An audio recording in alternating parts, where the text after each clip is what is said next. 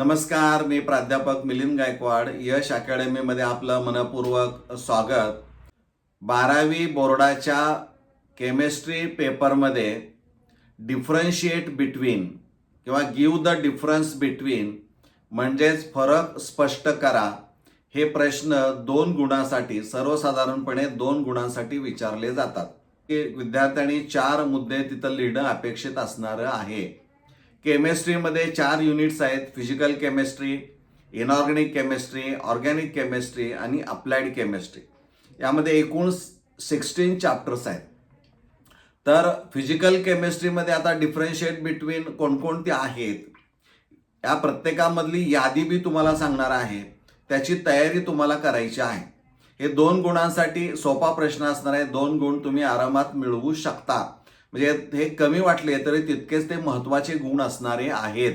यामध्ये फिजिकल केमिस्ट्रीमध्ये differentiate between साधारणपणे isotropic, anisotropic, crystalline solid versus amorphous solids, किंवा ionic solids versus metallic solids, किंवा molecular solids versus covalent network solids असं विचारलं जाऊ शकतं.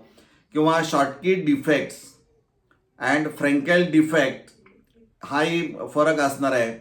किंवा ideal solution and versus non ideal solution, isothermal process versus adiabatic process, reversible versus irreversible process, exothermic versus endothermic process, order versus molecularity of reaction. म्हणजे इतके differentiate हे physical केमिस्ट्रीमध्ये आपल्याला पाहायला मिळतात. आता इनऑर्गॅनिक केमिस्ट्रीचा विचार जर केला तर यामध्ये लॅम्थोनॉइड्स वर्सेस ॲक्टिनॉइड्स नेहमी विचारला जाणारा प्रश्न असणार आहे हा डिफरन्शिएट. त्यानंतर double salts versus coordination complexes हे इनऑर्गॅनिकमध्ये आहे. ऑर्गॅनिक आणि अप्लाइड केमिस्ट्रीचा विचार जर केला तर SN1 SN2 रिॲक्शन मेकॅनिझम यामधला फरक नेहमी परीक्षेला विचारला जातो. त्यानंतर enantiomers versus diastereomers, thermosetting versus thermoplastic polymers, LDPE versus HDPE म्हणजे हाय डेन्सिटी आणि low density polythene, DNA versus RNA, globular proteins versus fibrous proteins. म्हणजे सर्वसाधारणपणे इतके डिफरन्शिएट तुम्हाला पाहायला मिळतील. यामधून एक हमखास 2 मार्काचा परीक्षेला असणारा आहेच. त्यामुळं एक 15 ते 20 मिनिटांमध्ये याची तयारी तुम्ही करू शकता. म्हणजे तुम्हाला फारशी अडचण परीक्षा दृष्टिकोनातून येणार नाही. आता हे डिफरन्शिएट 2 मार्कासाठी विचारलेलं आहे. लिहित असताना यामध्ये कशा पद्धतीनं लिहिलं गेलं पाहिजे त्याच्या काही महत्त्वाच्या टिप्स आहेत. यामध्ये सर्वप्रथम असा जर प्रश्न विचारला असेल तर यामध्ये तुम्ही टेबल करायचा आहे, तक्ता तयार करायचा आहे. म्हणजे फरक नेहमी तुम्ही तक्त्याच्या स्वरूपामध्ये लिहिणं अपेक्षित असणार आहे. तक्ता हा पेन्सिलनं तो आखायचा आहे. साधारणपणे पेन्सिलचा वापर तुम्ही तिथं करायचा आहे. आणि यामध्ये 4 मुद्दे अपेक्षित आहेत. म्हणजे समजा आपण असं गृहीत धरूया की इकडं तुम्हाला विचारलेलं आहे डबल सॉल्ट्स आणि इकडं विचारलेलं आहे कोऑर्डिनेशन कॉम्प्लेक्सेस. तर इकडं डबल सॉल्टचा पहिला मुद्दा लिहाल त्यावेळेस त्याच्या कोऑर्डिनेशन कॉम्प्लेक्समध्ये पण तुम्हाला लिहिलं पाहिजे. हे दोन्ही जर बरोबर असेल लिहिलेलं तर तिथं अर्धा गुण मिळेल.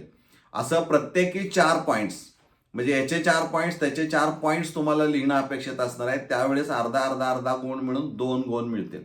आता यामध्ये बऱ्याच वेळा असं होतं, उदाहरणार्थ आपण शॉर्टकी डिफेक्ट वर्सेस फ्रेंकेल डिफेक्ट घेतला तर इथं मात्र 4था पॉईंट जर उदाहरण तुम्ही लिहिलं तर इथं उदाहरणाला अर्धा गुण मिळू शकतो. पण बरेच डिफरन्शिएट असे आहेत की जिथं उदाहरण लिहिलं तर त्याला अर्धा गुण मिळणार नाही. त्यामुळं 4 मुद्दे पर्टिक्युलर तुम्ही लिहिणं गरजेचं आहे आणि शेवटचा मुद्दा तुम्ही एक्झाम्पल म्हणून लिहू शकता. परंतु स्पेसिफिक जर मी आता सांगितल्याप्रमाणे फ्रेंकेल आणि शॉर्टकीमध्ये उदाहरणाला 4था पॉईंट लिहिला तर तो ग्राह्य धरला जाऊ शकतो, कारण तो महत्त्वाचा डिफरन्स असणारा आहे. म्हणजे हे आपल्याला माहीत असणं गरजेचं आहे. त्या दृष्टिकोनातून आपली तयारी होणं गरजेचं आहे. त्यामुळं आपण लगेच हा व्हिडिओ पाहिल्यानंतर लगेच कामाला लागा, यादी तयार करा आणि ते पटपट लिहून काढा आणि एका कागदावर 1-2 पेजेसवर हे तुमचं सगळं तयार असायला पाहिजे.